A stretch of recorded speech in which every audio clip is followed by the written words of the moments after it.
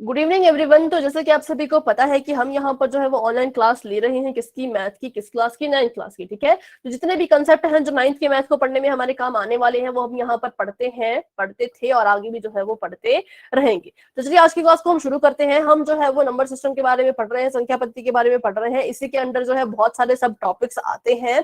चलिए शुरू करते हैं आज की क्लास को। सबसे पहले जो आपको 9th क्लास में आपने जो संख्याएं अभी पढ़ी होंगी वो आपकी होंगी परिमेय संख्याएं। ठीक है, तो परिमेय संख्या क्या होती है, कैसे दिखती है, किन्हें हम परिमेय कहेंगे, किन्हें परिमेय नहीं कहेंगे, उसके बारे में अभी हम यहाँ पर फटाफट से रिवाइज कर लेते हैं। तो सभी बच्चों को पता होगा कि जो हमारी परिमेय संख्याएं होती हैं वो ऐसी संख्याएं होती हैं जिनको हम p बटा q के रूप में लिखते हैं, है ना। हम उसको किस रूप में लिख सकते हैं? p बटा q के रूप में। तो और यहाँ पर देखिए, यहाँ पर जो p और q है वो पूर्णांक है। क्या है वो पूर्णांक होनी चाहिए। पूर्णांक के अलावा कुछ और नहीं होनी चाहिए। मान लीजिए मैंने यहाँ पर लिखा है 1/4, तो देखिए 1 भी मेरा पूर्णांक है, 4 भी मेरा पूर्णांक है ना। और मैंने यहाँ पे लिख दिया -6 बटा -7, तो -6 भी पूर्णांक ही है और -7 भी जो है वो पूर्णांक ही है ना। तो इसका मतलब p और q पूर्णांक है। और q कभी भी बच्चों 0 नहीं होना चाहिए। q की जगह पर, हर की जगह पर कभी भी आप 0 नहीं लिखेंगे। ठीक है, अगर आपने q की जगह पे 0 लिख दिया तो वो आपका परिमेय संख्या नहीं मानी जाएगी। अगर आपने लिख दिया 5/0 तो ये आपकी परिमेय संख्या नहीं है। ठीक है, चलिए तो सभी को समझ आया। बिल्कुल सिंपल सी बात थी। यहाँ पर आगे बढ़ते हैं।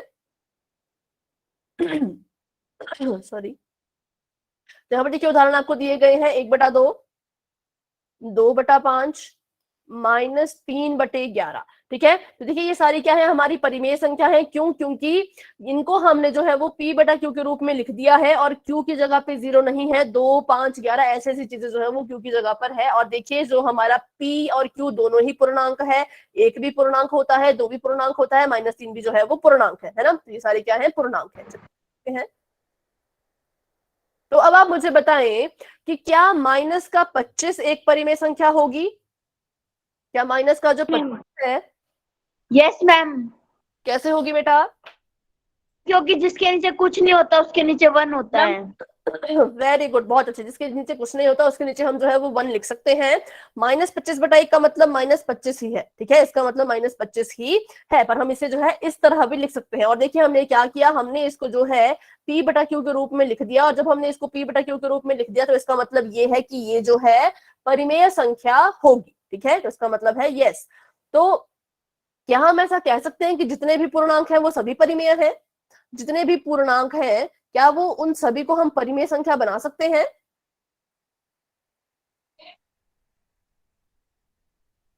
या मैंने आपके पूर्णांक दिए हैं। ठीक है, ठीक है, वेरी गुड। हाँ, जिन बच्चों ने कहा यस बिल्कुल ठीक है, क्योंकि हाँ हम इन सभी पूर्णांकों को, अपने सभी पूर्णांकों को हम जो है वो परिमेय बना सकते हैं। कैसे बना सकते हैं? सभी के नीचे 1 1 लिख दीजिए, है ना। सभी के नीचे 1 1 लिख दीजिए तो पूर्णांक बन जाएगा। पर अगर सॉरी, परिमेय संख्या बन जाएगी। पर अगर आपने अपने पूर्णांक के नीचे, मान लीजिए 5 आपका पूर्णांक है, आपने जो है इसके नीचे 2 लिख दिया तो ये परिमेय तो होगा, पर क्या अब ये पूर्णांक रहा? कहूंगी कि ये पूर्णांक है? नहीं कहूंगी, क्योंकि इसके बटे हो गया तो ये पूर्णांक नहीं होगा। पूर्णांक हमेशा कभी भी जो है वो p बटा q के रूप में हो तो सकते हैं, लेकिन सिर्फ q की जगह पे हमेशा क्या आना चाहिए? हमेशा 1 ही आना चाहिए। अगर q की जगह पे आपने 1 के अलावा 2, 3, 4 कुछ भी लिख दिया तो वो पूर्णांक नहीं कहला जाएगा, वो सिर्फ परिमेय संख्या ही जो है वो कहलाई जाएगी। ठीक है, अब आप मुझे बताइए बच्चों, यहाँ पर आपको जो है 1/2, 2/4, 10/20, 25/50 और 47/94 के बीच कुछ समानता नजर आ रही है। कुछ सिमिलैरिटी, कुछ समानता आपको यहाँ पर नजर आ रही है, जो सब में है, सबके पास है।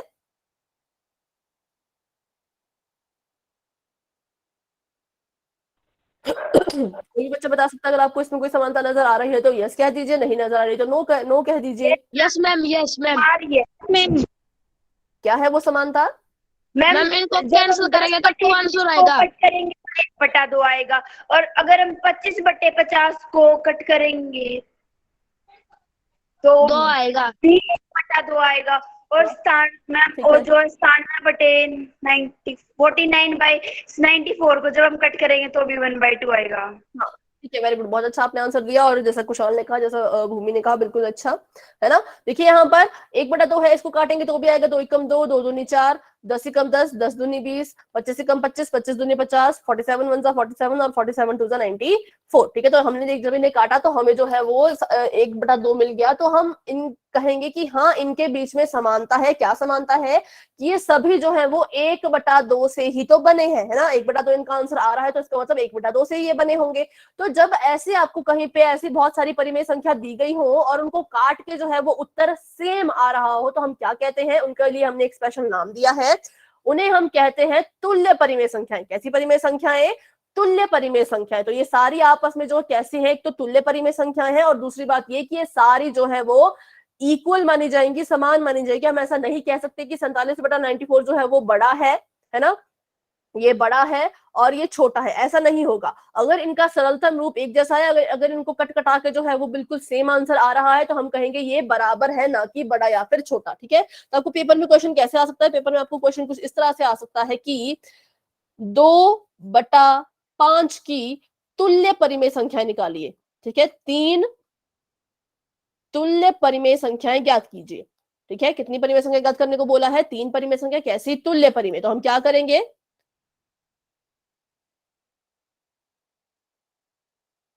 ज्ञात 6/15। ठीक है, कि क्या करेंगे हम? कुछ नहीं करना है। 20/50। ठीक है, अपनी परिमेय संख्या को ले लीजिए। यहां पर लिख दिया हमने 2/5। इसमें जो है अब क्या करना है, आपने किसी सेम अंक से गुणा करना है। 2/5 को अगर 1 से गुणा करेंगे तो 2/5 से आएगा, तो 1 से गुणा करने में तो कोई फर्क नहीं पड़ेगा, तो हम इसको 2 से गुणा कर लेते हैं। यहाँ पर मैंने इसको ऊपर 2 से गुणा किया, तो नीचे भी मुझे 2 से ही गुणा करना होगा। आप कभी भी ऐसा नहीं करेंगे 2x2 और 5x3, क्योंकि ऐसा करने पर कभी भी तुल्य परिमेय संख्या आपको नहीं मिलेगी। आपने क्या करना है, जिससे आप ऊपर गुणा कर रहे हो उसी से आपने नीचे भी जो है वो गुणा करना है। तो 2 दूनी 4, 5 दूनी 10। ठीक है, अब यहाँ पे देखिए 6/15। 6/15। ठीक है, यहाँ पर देखिए हम किसको गुणा करते हैं, 2 3 6 होता है और 5 को भी 3 से ही गुणा करना होगा। तो यहाँ पर आ गया 6/15, है ना। ये इसकी दूसरी परिमेय संख्या निकल गई। ऐसा नहीं है कि आप 2 या 3 ही लो, आप कुछ भी ले लो। मान लीजिए मैंने यहाँ पर 2/5 है, मैंने यहाँ पर ले लिया 12। ठीक है, लेकिन एक बात का ध्यान रखना है कि अगर आप यहाँ पर 12 से गुणा कर रहे हो तो नीचे वाले को भी 12 से ही गुणा करना है। तो 12 दूनी आ जाएगा 24 और 12 पंजे आ जाएगा 60। तो ये सारी संख्याएं जो है वो आपस में तुल्य हैं। ठीक है, इनको हम कहेंगे तुल्य परिमेय संख्या, क्योंकि जब हम इन्हें काटेंगे तो हमें वापस से जो है वो 2/5 मिल जाएगा। 4/10, 6/5, 24/60। ठीक है, तो देखिए यहाँ पर 6/5 नहीं, 6/15 है। सॉरी 6/15, हाँ 6/15 है ना, और 24/60। अगर हम इसे काटते तो देखिए क्या आएगा, 2 दूनी 4, 2 पंजे 10। ठीक है, 3 दूनी 6, 3 पंजे 15, 12 दूनी 24, 12 पंजे 60। तो देखिए इसको हमने काटा तो हमें 2/5 ही हमें अपने उत्तर में मिला। तो हम कह सकते हैं कि ये सारी संख्याएं जो है वो कैसी हैं, आपस में तुल्य परिमेय संख्याएं हैं। ठीक है, और तुल्य परिमेय संख्याएं जो है वो आपस में एक दूसरे के बराबर होती हैं। तो यहां तक आप सभी बच्चों को अगर समझ आ गया है तो भाई टाइप कर दीजिए कि तुल्य परिमेय संख्या क्या होती है और कैसे निकाली जाती है। ठीक है, चलिए तो आगे बढ़ते हैं। अभी आप मुझे बताइए, यहाँ पर कुछ प्रश्न आपके सामने रखे गए हैं कि प्रत्येक पूर्ण संख्या जो है वो प्राकृतिक संख्या होती है। ये कह रहे हैं कि जितनी भी पूर्ण संख्याएं हैं वो सारी प्राकृतिक हैं। क्या ऐसा होता है? No ma'am. नहीं होता है। तो इन क्वेश्चन को सॉल्व करने के लिए बच्चों आप सबसे पहले तो उनके वर्ग लिख लीजिएगा। क्या लिख लीजिएगा? वर्ग लिख लेना कि किस वर्ग में कौन कौन सी जो है वो संख्याएं आती है। जैसे कि मैंने यहाँ पर लिख दिया है, पूर्ण संख्याओं में ये आता है और प्राकृतिक संख्याओं में जो है वो ये आता है। ठीक है, अगर तो बच्चों आपको अपनी पूर्ण संख्याओं की सारी संख्याएं प्राकृतिक में नजर आ रही होती तो आप कहते कि हाँ ये सही है। लेकिन यहाँ पर हो क्या रहा है, हमें जो है वो 1 2 3 4 तो नजर आ गया, 1 2 3 4 तो है, लेकिन क्या 0 यहाँ पर जो है प्राकृतिक संख्या में है? नहीं है। एक भी संख्या अगर मिसिंग है, अगर जो है एक भी संख्या यहाँ पर मिसिंग है, तो हम कहेंगे कि ये पूर्ण संख्याएं जो है वो सभी की सभी प्राकृतिक नहीं होती हैं। ठीक है, अगर हमें सारी की सारी मिल जाए तो ये सच होता, पर हमें सब कुछ मिल गया लेकिन जो है वो 0 नहीं मिला, तो मतलब ये जो कथन है ये असत्य है, क्योंकि ऐसा नहीं होता। प्रत्येक पूर्ण संख्या जो है वो प्राकृतिक नहीं होती है। ठीक है, चलिए आगे देखते हैं। तो यहाँ पे भी कहा गया है नो, नहीं, क्योंकि 0 एक ऐसी संख्या है जो पूर्ण है लेकिन प्राकृतिक नहीं है। ठीक है, चलिए आगे देखते हैं। आगे आप मुझे बताइए कि क्या प्रत्येक पूर्णांक एक परिमेय संख्या होती है, कि जितने भी पूर्णांक हैं वो सभी के सभी परिमेय संख्या कहे जाएंगे? नो मैम, क्योंकि 0 भी एक पूर्णांक है परंतु अप्रिमेय संख्या नहीं है। यस मैम, यस मैम, ठीक है, यस मैम। ठीक है, ठीक है। हम अभी एक 0 के बच्चे ने नीचे कहा कि 1 लिख जीरो जो सकते है हैं। वो परिमेय संख्या नहीं है, पर बेटा जीरो जो है वो एक परिमेय संख्या है, क्योंकि देखिए जीरो के नीचे भी हम जो है वो 1 ये लिख एक सकते हैं, परिमेय लिख सकते संख्या हैं है ना। मैम। देखिए 0/1 क्यों मैंने लिखना है 0, जैसे ये पी है ना, ये क्यू है, पी में तो हम 0 लिख सकते हैं, ऊपर तो 0 आपका आ सकता है, लेकिन हर में कभी भी 0 नहीं आएगा। हम इसको जो है 0/0 या फिर ऐसे कुछ मतलब 5/0 या 6/0 ऐसे नहीं लिख सकते, ठीक है।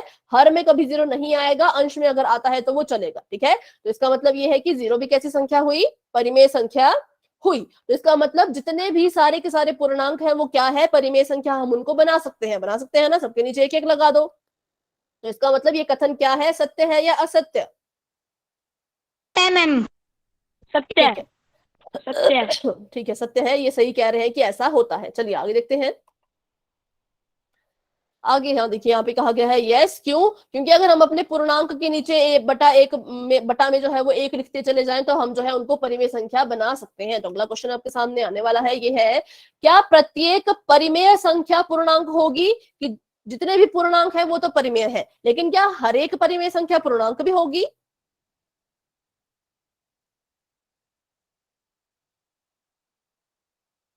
No ma'am. ठीक है, नहीं होगी। वेरी गुड, बहुत अच्छे। क्यों नहीं होगी? क्योंकि देखिए परिमेय संख्या में 4/5 भी आएगा, लेकिन क्या पूर्णांक में 4/5 आएगा? नहीं आएगा।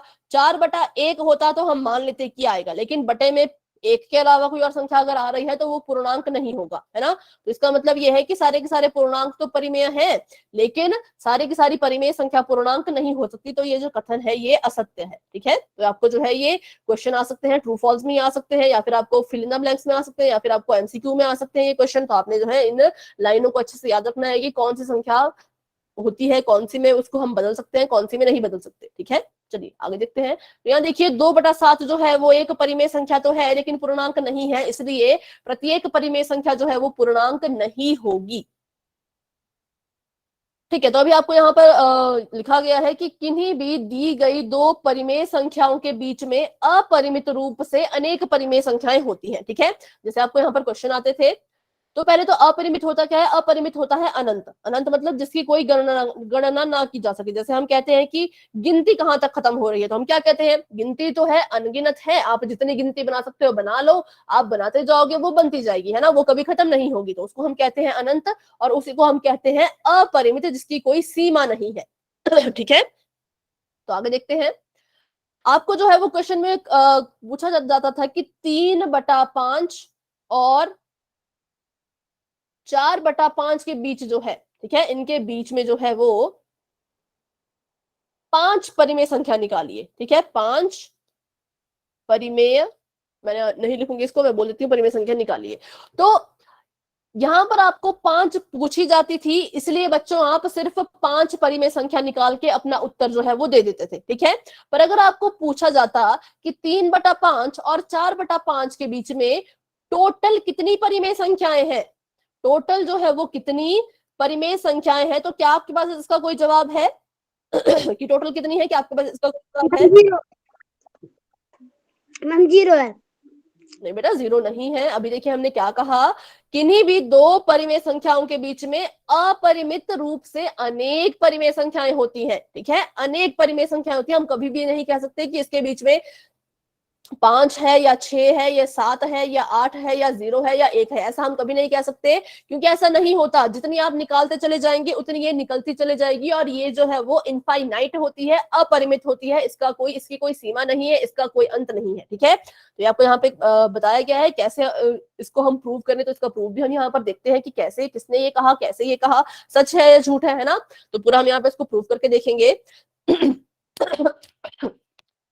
मान लीजिए हमने यहाँ पर, हमें कहा गया है कि 1 और 2 के बीच जो है वो परिमेय संख्या ज्ञात कीजिए, ठीक है। तो पहले तो इसके परिमेय रूप में लिख लो, 1/1 2/1, ठीक है। मैंने इसको लिख दिया 1/1 और 2/1। अब इसके बीच जो है वो मैंने परिमेय संख्याएं ज्ञात करनी है, तो मैंने सोचा कि परिमेय संख्याएं ज्ञात करने के लिए कुछ यहाँ पर इन्होंने दिया ही नहीं है कि 5 की 6 की 7 की 8, है ना, कुछ भी नहीं दिया है। तो मैं अपनी मर्जी से निकाल लेती हूँ। तो मैंने जो है इसको गुणा कर दिया 100 से, इसको भी 100 से गुणा कर दिया और इसको भी 100 से गुणा कर दिया, ठीक है। इधर भी 100 से गुणा कर दिया और इधर भी 100 से गुणा कर दिया। अब 100 से गुणा क्यों किया? क्योंकि देखिए ऐसे तो हमें कहा जाता था कि 5 परिमेय संख्या निकालिए, 6 परिमेय संख्या निकालिए, तो जितनी हमसे पूछी जाती थी उसमें हम एक जोड़ के जो है अपना क्वेश्चन सॉल्व करना शुरू कर देते थे, है ना, ऐसा हम करते थे। लेकिन यहाँ पर हमें कुछ दिया ही नहीं है तो हम अपनी मर्जी से जितनी मर्जी निकाल सकते हैं। तो मैंने 100 से गुणा कर दिया है, तो ये बन गया बच्चों 100/100 और ये बन गया 200/100, ठीक है। है तो ये 1/1 और 2/1 ही, लेकिन हमने इसको जो है बस इसको गुणा करके लिखा। तो देखिए जब मैं 100/100 से लेकर के 200/100 के बीच की संख्याओं की बात करूं तो मुझे जो है वो 99 संख्याएं मिलेंगी, ठीक है। मिलेंगी कि नहीं मिलेंगी, यस और नो? 100 के बाद 101/100 आएगा, फिर 102/100 आएगा, ऐसे हाँ ऐसे करते करते 199/100 आएगा। पर अब यहाँ पर हम ऐसा तो नहीं कह सकते कि इसके बीच में सिर्फ 99 ही संख्याएं होंगी, क्योंकि मैंने इसे 100 से गुणा किया तो मुझे 99 मिली। अगर मैं इसे 1000 से गुणा कर दूं तो, अगर मैंने यहाँ पर 1000 से गुणा कर दिया यहाँ पर तो ये बन गया 1000, ये बन गया 2000, तो मेरे पास अब संख्या आ गई 999। तो मैं ऐसा भी नहीं कह सकती कि इनके बीच जो है वो 999 संख्याएं ही होंगी, क्योंकि मैं अगर इसे 10,000 से गुणा कर दूं तब क्या होगा, तब देखिए 9,999 संख्याएं आ गई। तो मतलब जितनी बच्चों आप निकालना चाहो उतनी आप निकाल सकते हो, ये कभी भी खत्म नहीं होंगी। अगर मैं यहाँ पे एक और जीरो लगा दूं तो और बढ़ती जाएगी। तो इसलिए आपको कभी भी पूछा जाए कि किन्हीं दो परिमेय संख्याओं के बीच में कुल कितनी परिमेय संख्याएं होती हैं, तो उसका उत्तर क्या होगा, उसका उत्तर होगा अपरिमित, ठीक है, जिसकी कोई सीमा नहीं है, मतलब जिसका कोई नहीं है, अपरिमित, या फिर हम कह सकते हैं अनंत, ठीक है। अनंत का मतलब भी क्या होता है, जिसका कोई अंत ना हो। जितनी आप निकालना चाहो उतनी आप निकाल सकते हो। कैसे निकालोगे, गुणा करते रहो बड़े बड़े अंकों से, तो बहुत सारी परिमेय संख्या आपको जो है वो मिलती जाएंगी, ठीक है। ये कभी भी खत्म नहीं होंगी, जब तक जहां तक गिनती चलती जा रही है वहीं तक ये परिमेय संख्या भी चलती जाएंगी। यहाँ तक सभी बच्चों को अब समझ आ गया? Yes ma'am. आपको पूछा जाए कि दो परिमेय संख्याओं के बीच में कितनी परिमेय संख्या होती है तो हम क्या कहेंगे, अपरिमित संख्या। हाँ, अपरिमित या फिर अनंत, ठीक है। तो चलिए आगे बढ़ते हैं, ठीक है। आगे है इरेशनल नंबर, पर उससे पहले हम इन क्वेश्चन को करते हैं।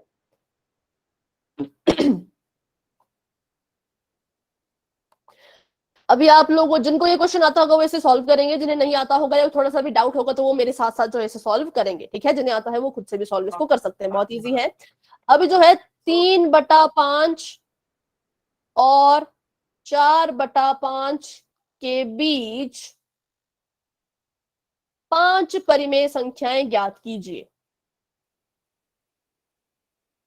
होंगी इनके बीच कितनी, होंगी तो अनगिनत, पर आपको ज्ञात करने के लिए कितनी पूछी गई है, ज्ञात करने के लिए आपको सिर्फ 5 पूछी गई है। तो आप इसको जो है सॉल्व कीजिए, ठीक है। जिसको आता है वो सॉल्व करिए, जिसे नहीं आता वो मेरे साथ यहाँ पर सीखेंगे। तो देखिए क्या करना होता है, सबसे पहले हम क्या करेंगे, अपनी परिमेय संख्याओं को ऐसे कैसे यहाँ पर लिख देंगे। आपको शायद इस तरह से भी कराया हो सकता है या फिर आपका तरीका कुछ अलग भी हो सकता है, ठीक है।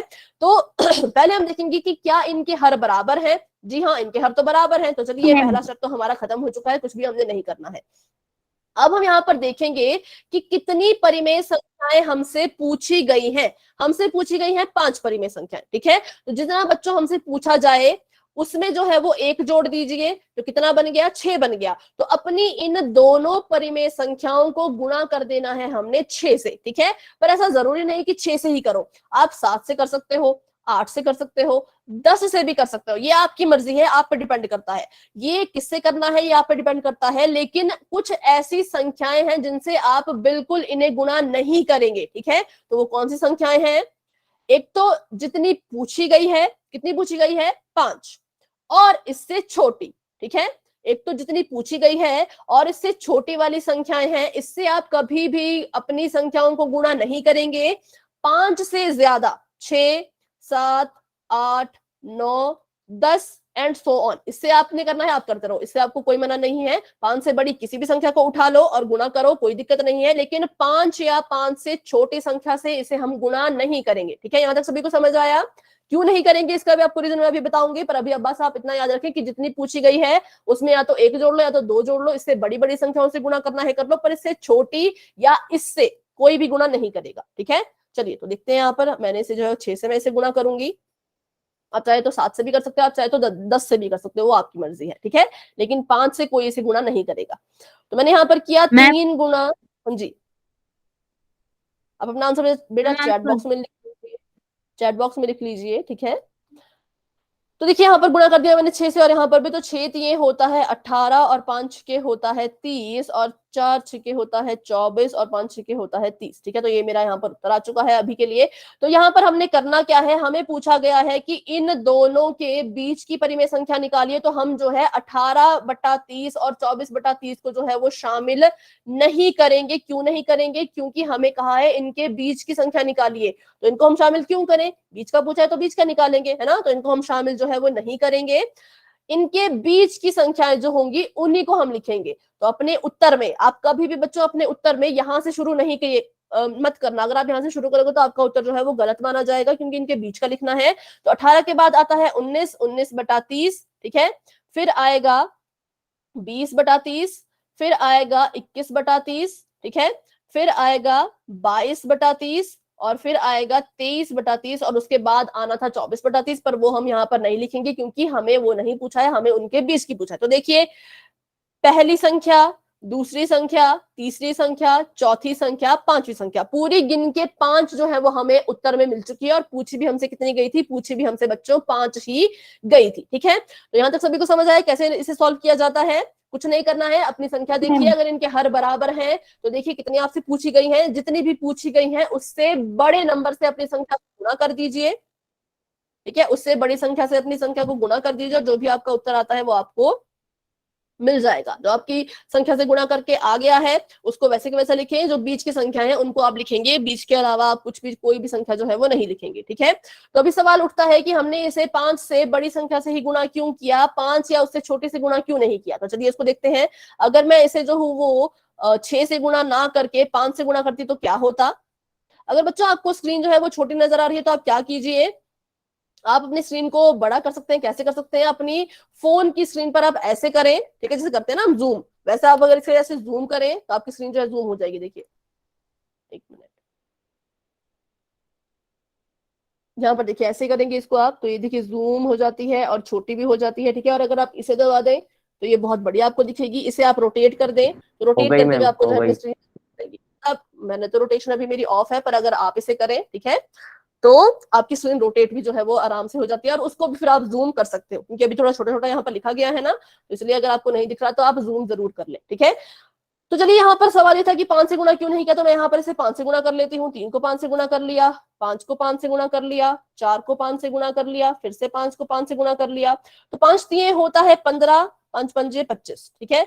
4 पंजे होता है 20, 5 पंजे 25। अब देखिए हमें जो है वो इनके बीच की संख्या पूछी गई थी, तो इसको और इसको हम शामिल नहीं करेंगे, बीच का देखेंगे। तो पहली है 16/25, 17/25, 18/25, 19/25। 20 को तो हम शामिल नहीं करने वाले हैं। तो क्या हमें 5 संख्याएं मिल पाई? नहीं मिल पाई। सिर्फ कितनी मिली? सिर्फ 4 ही हमें मिली। इसलिए आपको कहा गया है कि जितनी संख्या आपसे पूछी गई है उससे बड़े नंबर से ही आपने गुणा करना है, छोटे से या फिर उतने से आपने गुणा नहीं करना है। क्योंकि अगर आप उतने से गुणा करोगे तो आपको जो है वो एक संख्या कम पड़ जाएगी, ठीक है। तो इसलिए आपको ये कहा गया था। अभी आप सभी बच्चों को समझ आए कि ऐसा हम क्यों करते हैं, क्यों हम 5 से बड़ा लेते हैं। और 5 से बड़ा जरूरी नहीं है आप 6 लो, आप 7 ले लो, आप 8 ले लो, आप चाहे 10 ले लो। 10 का पहाड़ा सभी को आता है ना, तो 10 ले लो। यहाँ पर 5 गुना 10 कर लो। तो इससे होगा क्या? इससे होगा कि संख्याएं आपको जो है वो 9 मिलेंगी, ठीक है। उन 9 में से आपने सिर्फ 5 ही लिखनी है। ये आपको करना होगा कि आपको जो है, अगर आप इसको 10 से गुणा करोगे तो आपको 9 परिमेय संख्याएं मिलेंगी। तो लिखनी आपने अपने उत्तर में सिर्फ 5 ही है, ठीक है। अभी आप सभी बच्चों को ये चीज समझ आ चुकी है अच्छे से, तो सभी बच्चे वाई टाइप कर दें। किसी को कोई डाउट है तो अभी मुझसे पूछे। Excuse me ma'am. बेटा, मैम 5 से हमें ऊपर संख्या क्यों लेनी है? हाँ, क्योंकि देखिए अभी मैंने क्या किया, मैंने अभी 5 ली, ठीक है।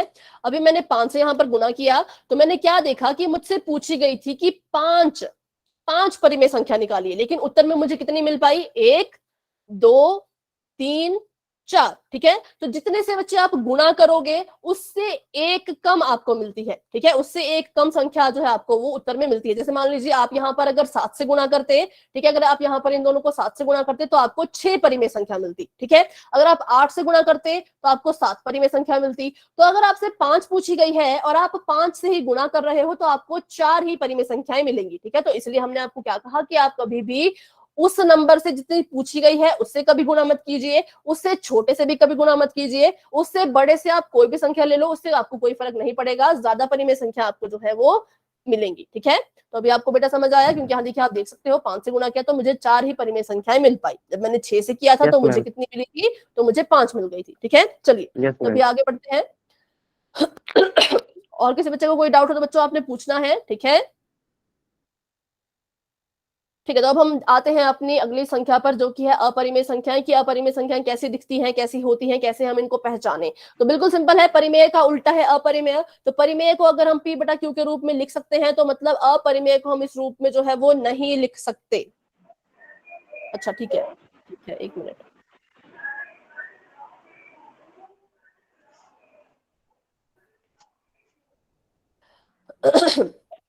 अगर हर बराबर ना हो, ठीक है, मान लीजिए अभी एक बच्चे ने पूछा कि अगर हर बराबर ना हो तो क्या करें, तो बिल्कुल सिंपल है।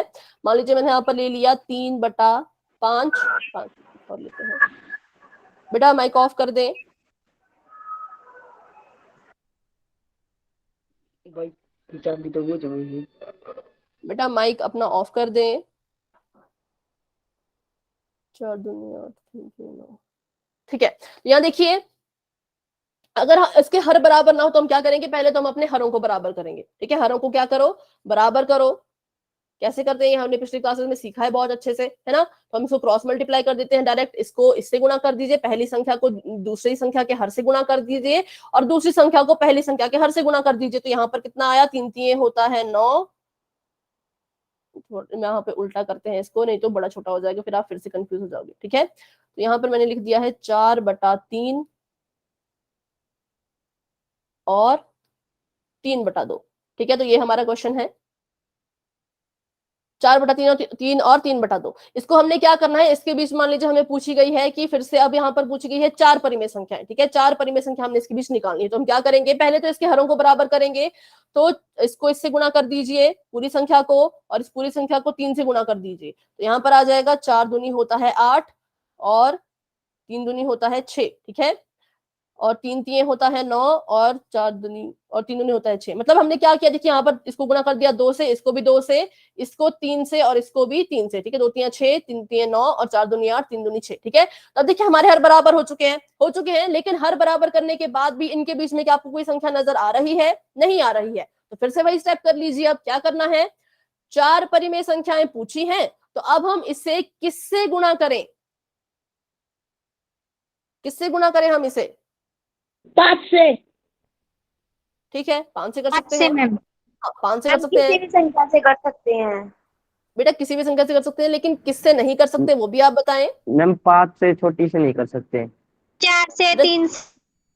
हाँ, 4 से छोटी से नहीं कर सकते। हाँ, 5 से छोटी भी आपने ठीक बोला, 5 से छोटी 4 है ना। हाँ, तो 5 से छोटी से हम इसको नहीं कर सकते, 4 से भी नहीं कर सकते, 3 से 2 से 1 से नहीं कर सकते, बाकी बड़ी संख्या हम लेके कर सकते हैं। तो चलिए गुणा करते हैं, 8 को भी 5 से, 6 को भी 5 से, 9 को भी 5 से और इसको भी 5 से। ठीक है, तो 8 पंजे होता है 40 और 6 पंजे होता है 30, 9 पंजे होता है 45 और 6 पंजे होता है 30। तो देखिए यहाँ पर हमारे पास जो है हमें कितनी पूछी गई है, 4 परिमेय संख्याएं पूछी गई हैं। तो 40 और 45 को हम शामिल नहीं करेंगे। 41/30, 42/30, 43/30 और 44/30। तो देखिए हमारा जो उत्तर है वो आ चुका है। 4 परिमेय संख्या जो है वो हमें बिल्कुल आराम से यहाँ पर मिल चुकी है। ठीक है, तो ऐसे किया जाता है, अगर इनके हर बराबर ना हो तो इन्हें ऐसे हल किया जाता है, पहले हरों को बराबर कर दो। आपको लगता है कि अभी भी इनके बीच कोई परिमेय संख्या नहीं दिख रही, तो आप क्या करो, फिर अपना वो वाला स्टेप करो, जितनी पूछी गई है उससे बड़े नंबर से गुणा कर लो और आपका उत्तर जो है वो आपको मिल जाएगा। ठीक है, अभी किसी बच्चे का कोई डाउट है तो बच्चों आप पूछे। मैम अगर 5 करनी हो तो। हाँ बिल्कुल सिंपल है, 5 करनी। तो देखिए वो आपको क्वेश्चन में पूछा जाएगा। ठीक है, वो आपको क्वेश्चन पे डिपेंड किया होगा, मतलब कि कितनी करनी है। ठीक है, वो आपको क्वेश्चन में लिखा मिलेगा। अगर 5 निकालनी होती तो आप 6 से गुणा कर दीजिए, 7 से गुणा कर दीजिए, 8 से, 10 से, 9 से, किसी भी संख्या से गुणा कर दीजिए, उससे कोई फर्क नहीं पड़ता। बस आप किससे गुणा नहीं करेंगे इसका आपको पता होना चाहिए। तो किससे आप गुणा नहीं करोगे, 6 से छोटी। ठीक है, 6 से छोटी संख्या से आप बिल्कुल भी जो है वो गुणा नहीं करेंगे। 5 और 5, 4, 3, 2 किससे भी गुणा नहीं करोगे। अगर आपको यहाँ पर 7 पूछी जाती, तो मान लीजिए आपको यहाँ पर कहा गया है कि इन दोनों के बीच जो है वो 7 परिमेय संख्या निकालिए, तो किससे गुणा कर सकते हैं। हम 8 से, 9 से, 10 से, मतलब 7 से छोटी से नहीं करनी है, 7 से बड़ी से करनी है। हाँ ठीक है, तो बस इतना ही आपने यहाँ पर ध्यान रखना है। फिर बस आप गुणा करो ऊपर नीचे, और ये भी ध्यान रखना है कि ऊपर नीचे साथ में गुणा करना है, ऐसा ना कि कहीं पे भूल गए, तो ऐसा नहीं होना चाहिए। सभी जगह अच्छे से गुणा करना है, और फिर जो भी आपका आंसर आएगा उसको शामिल नहीं करना है। इन दोनों को कभी भी आप शामिल नहीं करेंगे हम, क्योंकि इनके बीच का पूछा गया है, तो बीच में जो है वो 40 और 45 के बीच में 40 और 45 तो आएगा नहीं, है ना। इन दोनों के बीच में ये खुद थोड़ी ना आ सकते, तो इनके बीच में जो भी संख्याएं होंगी उन्हीं को आपने जो है वो अपने उत्तर में लिखना है, ठीक है। तो आगे बढ़े बच्चों, अगर आपको अभी भी कोई डाउट है तो पूछ सकते हो, कोई डाउट नहीं है तो सभी बच्चे वाई टाइप कर दें। मैम 40-45 के बीच में जो आपने हाँ 41, 42, 43, 44 संख्या लिखी है, हाँ मैम इसको गुना करके मान लो 7 से गुना करके लिख सकते हैं हाँ, उनको लिख सकते हैं। दोनों जैसे संख्या चलिए हम को। ट्राई कर लेते हैं, देखिए, क्योंकि यहाँ पर हम ट्राई कर लेते हैं। अच्छा, मान लीजिए कि यहाँ पर हमें 7 परिमेय संख्याएं पूछी हैं, ठीक है, 7 पूछी हैं, तो हम किससे गुणा करेंगे? हम 8 से गुणा करेंगे, है ना। 8 से या 9 से, किसी से भी कर सकते हैं। मैं यहाँ पर 8 से कर लेती हूँ, आप 9 से कर लीजिए, कोई फर्क नहीं पड़ेगा। अच्छा, इसको पहले हमने इसके हर बराबर किए तो कितना आया था? 4 दूनी 8, 3 दूनी 6। हर आपने बराबर करना है, ये आपने याद रखना है कि अगर हर बराबर नहीं है तो आपने इनको ऐसे मल्टीप्लाई नहीं करना है, पहले सबसे पहले इनके हर बराबर करने हैं। 3 3 9 6 गुणा करते हैं। 8 को गुणा कर देंगे हम, 7 पूछी है तो 8 से ही कर देते हैं।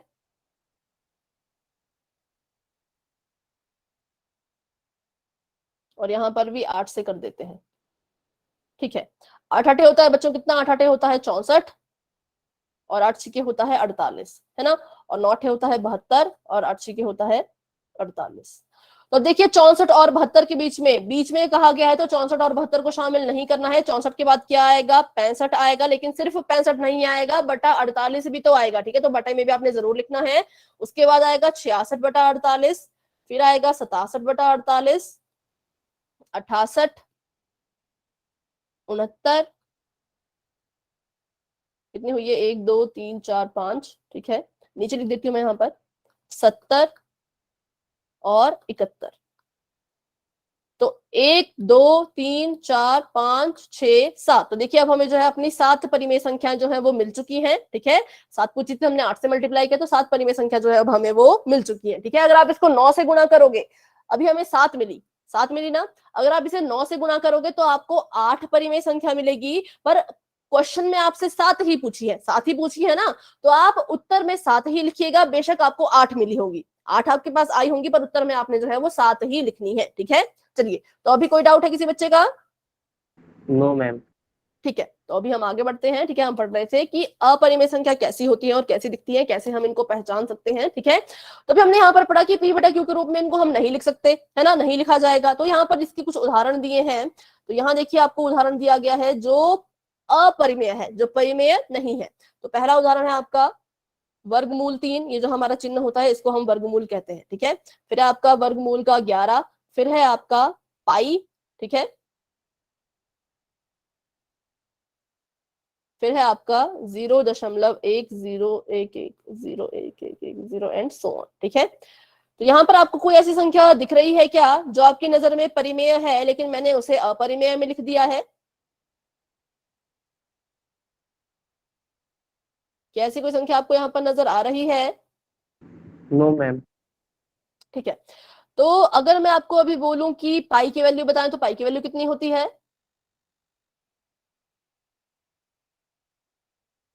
22/7 मैम। 7/22।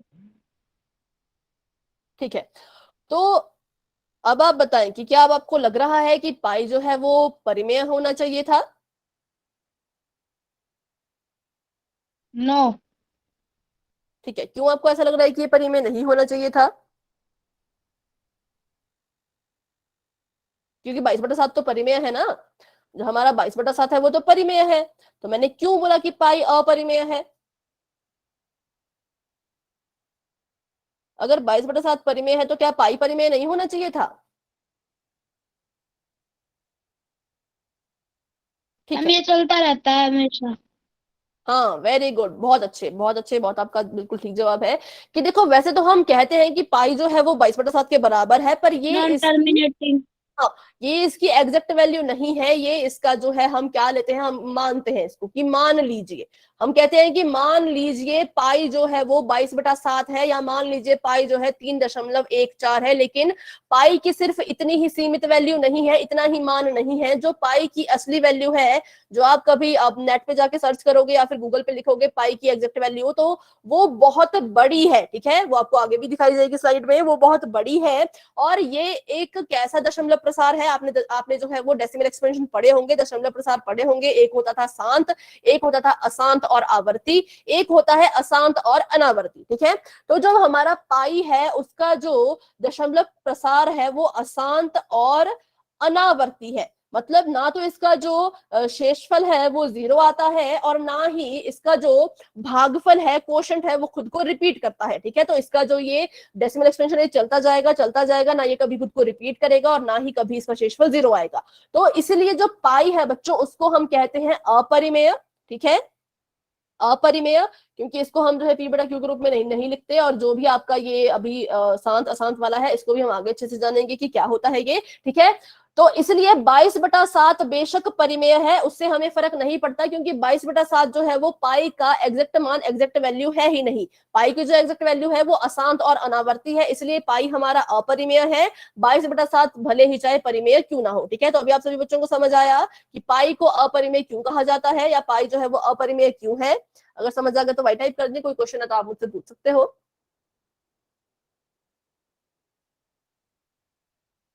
या फिर मैं आपको अभी यहाँ पर इसकी वैल्यू दिखा दूं, तो थोड़ी सी स्लाइड्स में आगे जाके वो वैल्यूज हैं, ठीक है।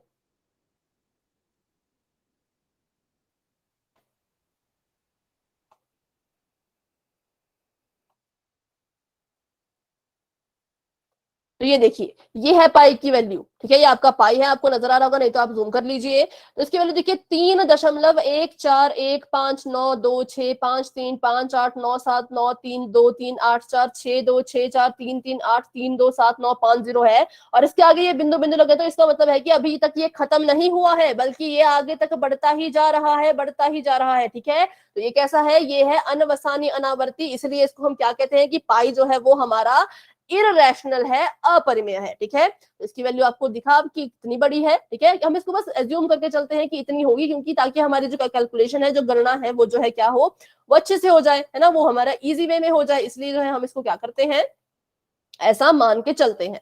चलिए, तो अभी यहाँ तक बात आई। तो अभी हम यहाँ पर देख रहे हैं कि जितने भी वर्गमूल वाली चीजें हैं वो हमें जो है वो अपरिमेय लग रही हैं। जो वर्गमूल 3 है और जो वर्गमूल 11 है वो अपरिमेय संख्या नजर आ रही है। तो इसलिए अब आप मुझे बताइए कि क्या वर्गमूल 2 और वर्गमूल 4 ये दोनों जो है वो अपरिमेय है, क्योंकि हमने अभी पढ़ा कि जिनके पास वर्गमूल लगा होता है वो अपरिमेय होती हैं। तो क्या वर्गमूल 2 और वर्गमूल 4 दोनों अपरिमेय है? Yes ma'am. Yes ma'am. Yes ma'am. ठीक है, ठीक है। तो अभी जो आपने उत्तर दिया बच्चा, थोड़ा सा वो गलत है, क्योंकि ये तो हमारी अपरिमेय है, लेकिन √4 वर्गमूल 4 जो है वो अपरिमेय नहीं है। क्यों नहीं है, तो इसको हम देखते हैं। तो जब भी आपको बच्चों ऐसी दो तरह के केसेस आपको देखने को मिलेंगे, एक वर्गमूल ऐसा होता है जिसका ये साइन जो है वो नहीं हट पाता, एक वर्गमूल ऐसा होता है जिसका ये चिन्ह हम हटा सकते हैं, ठीक है। तो कैसे हटाते हैं, तो इसको हटाने के लिए आप कुछ नहीं करते, हमें जो है ऐसी संख्या ढूंढनी है जिसको उसी से गुणा करने पर हमें 4 मिले। ऐसी संख्या जिसको मैं उसी से गुणा करूं और मुझे 4 मिले। वेरी गुड, 2 गुणा 2 है ना, कितना आता है, 4 आता है। तो इसको हम कैसे लिख सकते हैं, इसको हम लिख सकते हैं ऐसे, वर्गमूल के अंदर 4 को मैंने तोड़ के लिख दिया 2 गुणा 2। अब यहाँ पर होता क्या है, ये जो आपको ये चिन्ह दिख रहा है, ये साइन आपको दिख रहा है, ये है हमारा वर्गमूल। क्या है ये, वर्गमूल है। और अगर मैं 2 गुणा 2 को घात के रूप में लिखना चाहूं तो कैसे लिखूंगी, 2 गुणा 2 को अगर मैं घात के रूप में लिखना चाहूं तो कौन है, 2 है। कितनी बार है, 1 2, 2 बार है, तो इसकी घात में भी कितना आ जाएगा, 2, ठीक है। यहाँ पर कितना आ गया, 2 की घात 2। और जब भी घात 2 होती है उसे हम कहते हैं वर्ग। क्या कहते हैं, वर्ग कहते हैं। आप सभी को ये पता होगा कि अगर किसी की घात 2 है तो हम कहेंगे ये इसका वर्ग हो रहा है। तो वर्गमूल और वर्ग जो है वो एक दूसरे के उल्टे हैं, तो ये आपस में ऐसे कट जाते हैं, ठीक है। जैसे देखिए हम करते हैं 2/2, ऐसे कट गया, 1 आ गया, है ना। तो वैसे ही जो वर्गमूल और वर्ग है ये भी आपस में कट जाते हैं। बेटा अंतिम आपका माइक ऑन है, हाँ ठीक है, वेरी गुड, कट जाते हैं। तो जब ये कट जाएंगे तो क्या रहेगा, यहाँ पर सिर्फ जो है वो 2 रह गया, तो 2 आ जाएगा और इसके साथ अब ये वर्गमूल का चिन्ह नहीं रहेगा। क्यों नहीं रहेगा, क्योंकि ये तो कट चुका है। तो किसी की भी घात अगर 2 है, किसी की भी घात अगर 2 है और उसके ऊपर वर्गमूल का चिन्ह ऐसे लगा है, तो ये कैंसल आउट हो जाते हैं, आप एक दूसरे के साथ कट जाते हैं और जो संख्या अंदर बैठी होती है वो वैसी की वैसी बाहर आ जाती है। ठीक है, तो ऐसा होता है वर्गमूल, कैसे इसको बाहर निकालें। ठीक है, तो अब देखिए जब मैंने इसे हल करने की कोशिश की तो मेरा जो ये वर्गमूल 4 था वो बन चुका है अब 2। तो क्या 2 एक परिमेय संख्या है? मैम है। 2 के नीचे अगर मैं 1 लगा लूं तो ये आ गया p बटा q के रूप में और ये परिमेय संख्या है। तो आपने बस इतना याद रखना है कि अगर आप किसी संख्या का वर्गमूल हटा पाओ तो वो परिमेय होगी, किसी की संख्या का वर्गमूल नहीं हटा पाओ तो वो क्या होगी, वो अपरिमेय ही रहेगी। जैसे यहाँ पर हम देखते हैं, तो आप मुझे बताइए क्या कोई ऐसी संख्या है जिसको मैं उसी से गुणा करूं और मुझे 2 मिले? No ma'am. नहीं, को मैं 0 से गुणा कर दूं तो 0 आता है, 1 को मैं 1 से गुणा कर दूं तो 1 ही आता है, 2 को 2 से गुणा कर दूं तो 4 आ जाएगा, 2 तो कहीं आया ही नहीं, 1 के बाद सीधा ही 4 आ गया। तो इसका मतलब ऐसी कोई संख्या है ही नहीं जिसको मैं उसी से गुणा करूं और मुझे 2 मिले। क्या इस 2 का वर्गमूल हट पाएगा? No ma'am. पाएगा, है ना। तो इसका मतलब है कि वर्गमूल नहीं हट पाया, तो इसको हम जो है वो p बटा q के रूप में नहीं लिख पाएंगे, मतलब और जो है ये जो है हमारा अपरिमेय होगा।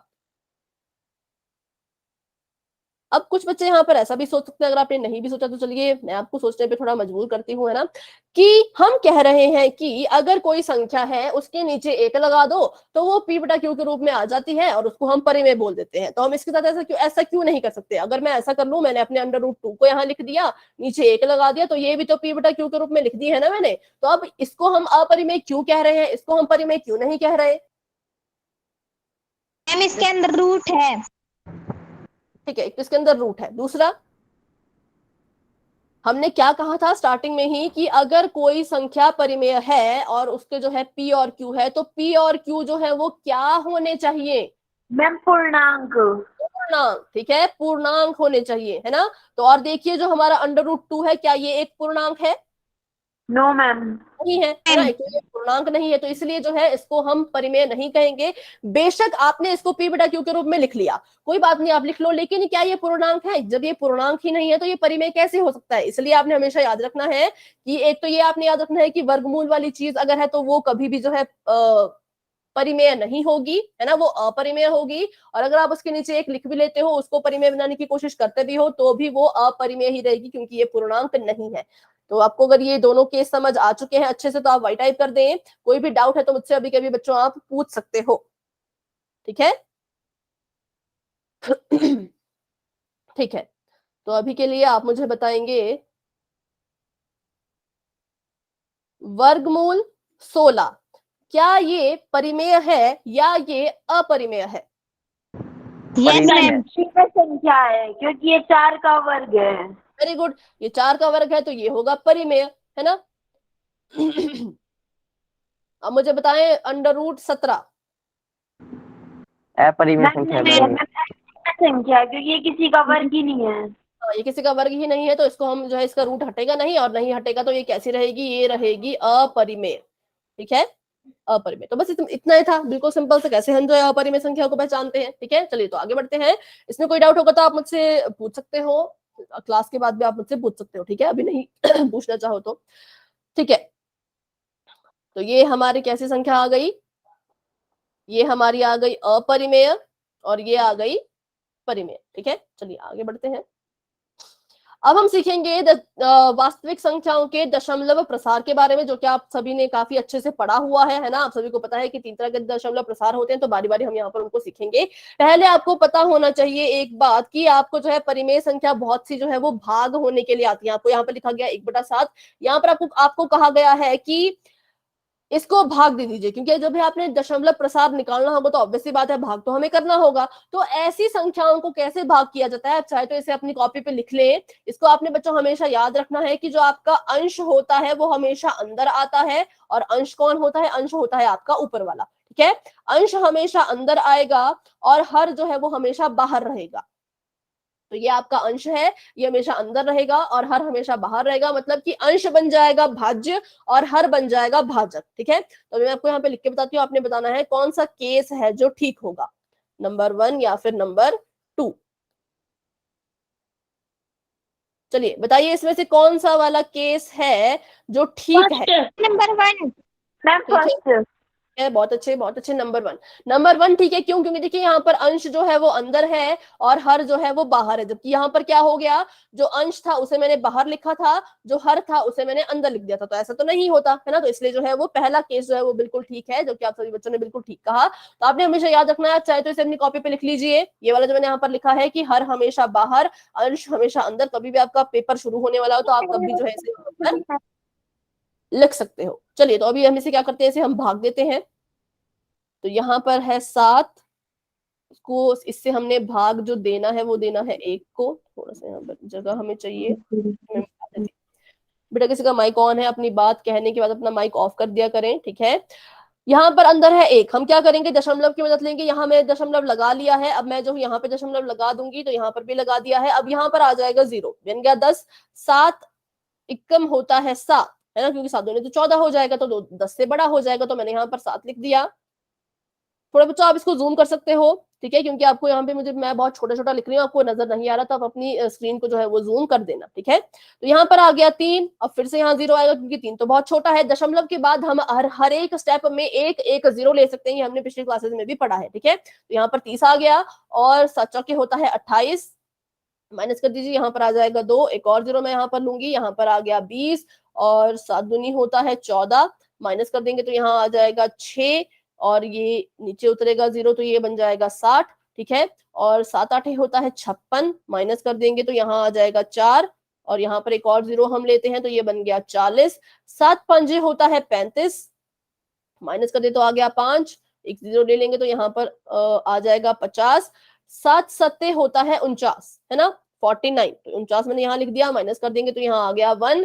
1 छोटा है तो फिर से क्या करना पड़ेगा हमें, फिर से हमें जो है वो 0 लेनी पड़ेगी, तो 0 यहाँ से लिया मैंने, तो ये बन गया 10। रिपीट होने लग गया मैम,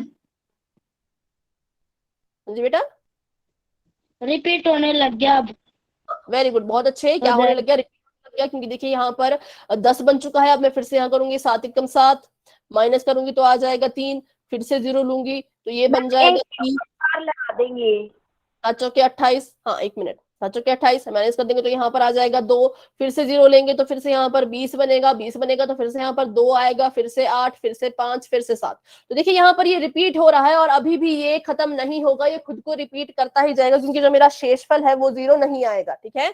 जो शेषफल है वो कभी भी 0 नहीं आएगा। और दूसरी बात, जो भागफल है उसने जो है वो खुद को रिपीट करना शुरू कर दिया है। क्या करना शुरू कर दिया है, रिपीट, ठीक है। तो ऐसे हमारे कुछ डेसिमल एक्सपेंशन होते हैं, इनके बेसिस पे जो है 3 कैटेगरी में इनको बांटा गया है। तो फटाफट से उन कैटेगरी को यहाँ पर सीख लेते हैं उसके, ताकि आपका जो है ये कंसेप्ट क्लियर हो जाए, ठीक है। तो आपने क्या करना है, बस आपने अपने परिमेय संख्या को भाग देना है। कब तक भाग देना, जब तक कि शेषफल 0 ना जाए, ऐसा आपने नहीं करना है। जैसे मान लीजिए यहाँ पर जी, terminating, non terminating, terminating, not repeating. आपका बेटा इंग्लिश मीडियम है? हम इंग्लिश मीडियम से पढ़ के आ रहे हैं। अच्छा, पर अभी आपका मीडियम तो हिंदी है ना? Yes ma'am. ठीक है, ठीक है, हाँ। तो इसको, हाँ, जो इन्होंने इंग्लिश में बोला वो भी बिल्कुल ठीक है, इसकी हिंदी भी हम जो है यहाँ पर करेंगे। तो यहाँ पर मैं क्या बता रही थी, अभी आपने मुझे भुला दिया। हाँ, कि हमने क्या करना है, इसको तब तक भाग देना जब तक कि शेषफल 0 ना आ जाए। कुछ बच्चे क्या करते हैं, दशमलव के बाद जो है वो 3 4 अंक तक भाग देते हैं, फिर भाग देना छोड़ देते हैं। क्या पता 5वें अंक पे 0 आने वाला हो, क्या पता 6ठे अंक पे 0 आने वाला हो। तो या तो आपका शेषफल 0 नहीं आ जाता तब तक भाग दीजिए, या आपका भागफल रिपीट करना शुरू ना कर दे तब तक भाग दीजिए। आपने बीच में नहीं रुकना है, भाग देते रहो। शेषफल 0 आ गया तो बहुत अच्छा, नहीं भी आया तो तब तक वेट करो जब तक आपका भागफल रिपीट ना करे। अगर भागफल रिपीट ही नहीं कर रहा, आपने 12 15 स्टेप कर लिए, तब आपको रुक जाना चाहिए, तब आपको आगे नहीं करना है, ठीक है। तो चलिए यहाँ पर देखते हैं, पहला होता है हमारा शांत दशमलव प्रसार, ठीक है, जिसे हम कहते हैं टर्मिनेटिंग। तो अगर किसी बच्चे को कोई भी कंफ्यूजन होती है इनको याद रखने में, तो बिल्कुल आपकी कंफ्यूजन आज दूर हो जाएगी, क्योंकि इसके लिए भी छोटी सी एक ट्रिक है जो मैंने लाई है आपके लिए, सभी बच्चों के लिए, ठीक है। तो ये शांत दशमलव प्रसार है, जिसको हम कहते हैं टर्मिनेटिंग, ठीक है। जिन बच्चों ने इंग्लिश में भी पढ़ा है तो उनको भी यहाँ पर थोड़ी हेल्प हो जाएगी। तो शांत का मतलब क्या है, शांत को हम कंपेयर कर सकते हैं शांत से, है ना, कि भाई जो हमारा दशमलव प्रसार था, जब मैंने उसको सॉल्व करने की कोशिश की तो बेचारा क्या है, बिल्कुल शांति से हल हो गया। शांति से हल हो गया मतलब बिल्कुल आराम से उसका जो शेषफल है वो 0 आ गया, ठीक है। तो बिल्कुल शांत था वो, उसका जो है शेषफल भी बिल्कुल शांति से आ गया 0, है ना। और अगर इसको हम इंग्लिश में देखें तो टर्मिनेट करना क्या होता है, किसी चीज को खत्म करना।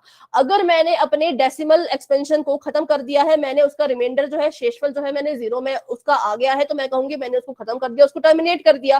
तो बिल्कुल सिंपल है, जो चीज शांति से सॉल्व हो जाए, जिसमें हमें ज्यादा जो है टाइम ना लगे, बिल्कुल शांति से हल हो रहा है, वो हमारा हो गया शांत दशमलव। शांत में क्या होगा, जो आपका रिमाइंडर होगा, शेषफल होगा, वो 0 आ जाएगा, ठीक है। दूसरा हमारे पास होता है अशांत, जिसको हम कहते हैं अशांत भी कहते हैं या फिर अनवसानी भी कहते हैं, ठीक है। अनवसानी, जो भी आपको वर्ड कराया है स्कूल में वो आप अपना याद रख लें। अशांत या फिर अनवसानी दशमलव प्रसार, ठीक है। यहाँ पर मैं शॉर्ट फॉर्म में लिख लेती हूँ दशमलव, और इसको इंग्लिश में कहते हैं नॉन टर्मिनेटिंग, जिसको मैंने यहाँ पे शॉर्ट में लिख दिया नॉन टर्मिनेटिंग। तो इसके आप फर्दर जो है वो 2 पार्ट्स होते हैं। पहला पार्ट होता है, पहले तो इस अशांत वाले में होगा क्या, देखिए हमने जो है अपने दशमलव प्रसार को हल करने की कोशिश की, पर वो जो है सॉल्व ही नहीं हो रहा, बहुत ज्यादा अशांति उसने फैला दी। अशांति कैसे फैला दी, क्योंकि सॉल्व ही नहीं हो रहा। जब कोई क्वेश्चन सॉल्व नहीं होता तो हमें कैसे थोड़ा सा गुस्सा आ जाता है ना, कि क्या यार तब से सॉल्व कर रहे हैं, सॉल्व ही नहीं हो रहा है, सॉल्व ही नहीं हो रहा है, तो अशांति सी फैल गई। तो उसी को हम अशांत कह देंगे, ठीक है। जिसको हमें सॉल्व करने में ज्यादा टाइम लग रहा हो ना, उसका जो शेषफल है वो 0 आ ही नहीं रहा है, बहुत ज्यादा लंबा हो गया है, तो हम कहेंगे कि वो कैसा है, वो अशांत है, वो अनवसानी है, ठीक है। अनवसानी मतलब थोड़ा बहुत टफ जैसा है, आप इसे ऐसे भी याद रख सकते हो कि बहुत ज्यादा टाइम हमें लग रहा है अपने डेसिमल को सॉल्व करने में, तो इसका नाम भी क्या है, थोड़ा टफ होगा, वो होगा अनवसानी। अगर शांति से सॉल्व हो गया तो शांत, और नहीं हुआ तो अनवसानी या फिर अशांत, ठीक है।